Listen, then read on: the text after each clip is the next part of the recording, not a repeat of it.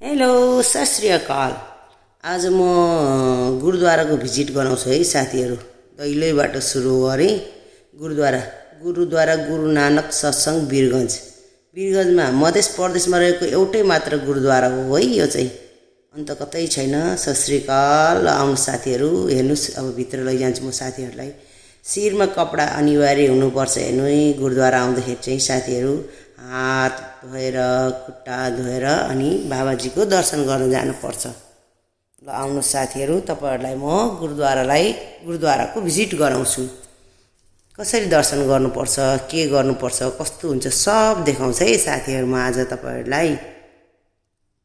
अहिले चाहिँ कोही छैन गुरुद्वारामा, किनभने बिहानसम्म 3 दिनको पाठ राखिएको थियो, अखण्ड पाठ सकेपछि चाहिँ सबै साथीहरू यहाँको भाइजीहरू सबै घर गएको छ।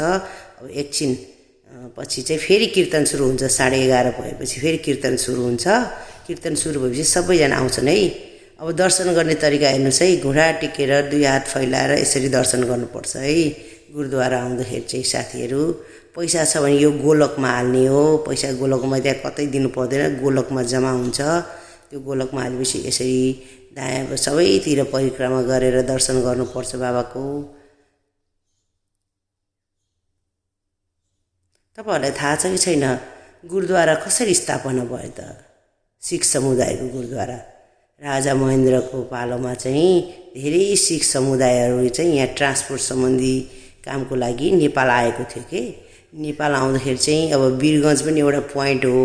नेपाल पब्लिक मोटर सर्भिसको एउटा मेन जङ्सन वीरगञ्ज पनि थियो। अनि अमलेशगञ्ज थियो, पोखरा बुटोल चारैतिर थियो। तर वीरगञ्जतिर आउँदाखेरि चाहिँ वीरगञ्जको सिख समुदायहरूलाई चाहिँ गुरुद्वारा त चाहियो आफ्नो बाबाजीको पाठ पूजा यताउति गर्नको लागि। त्यही भएर चाहिँ सरदार प्रीतम सिंह ज्यूले चाहिँ स्थापना गर्नुभयो यहाँ गुरुद्वारा वीरगञ्जमा चाहिँ। अनि सिख समुदायहरूलाई सबै सिख समुदायहरू चाहिँ त्यही जम्मा हुने, आफ्नो बाबाजीको पाठ पूजा इत्यादि गर्ने यो चलन चाहिँ यहाँ सुरुवात भएको वीरगञ्जमा। त्यति बेलादेखि गुरुद्वारा हो। अब म लाँदैछु लङ्गर हल। लङ्गर भन्नाले चाहिँ प्रसाद खाने ठाउँ के, प्रसादको लागि चाहिँ लङ्गर भनिन्छ, पन्जाबीमा चाहिँ लङ्गर भनिन्छ। अब लङ्गर हलमा चाहिँ ठुलो सानो जाति विभेद हुँदैन। यहाँ धनी गरिब सबैको लागि खुला गरेको हुन्छ। जो पनि आएर यहाँ प्रसाद ग्रहण गर्न सकिन्छ। अनि यहाँ यो भित्र चाहिँ प्रसाद बन्छ है। जति पनि मान्छेहरूको लागि चाहिँ यहाँ प्रसाद बन्छ। अहिले चाहिँ मान्छेहरू छैन, अहिले एकछिनपछि यहाँ सबैजना जम्मा भएर मिलिजुली, यहाँ कसैलाई अराउने पराउने हुँदैन। सबैजना मिलिजुलिकन चाहिँ यहाँ सिख समुदायका दाजुभाइ दिदीबहिनी सबैजना मिलेर चाहिँ यहाँ सेवा गर्छन्, प्रसादको सेवा गर्छन्। सेवा गरिसकेपछि ल हेर्नु अब 11:30 भइसकेको छ। कीर्तन सुरु भयो माथि कीर्तन सुरु भइसकेपछि सबैजना आइसक्यो हेर्नुहोस् है साथीहरू। सबैजना कीर्तनमा मस्त हुनुहुन्छ। अब अरू मन्दिरमा जस्तै भजन कीर्तन सुरु भएपछि नाचगाना चाहिँ हुँदैन।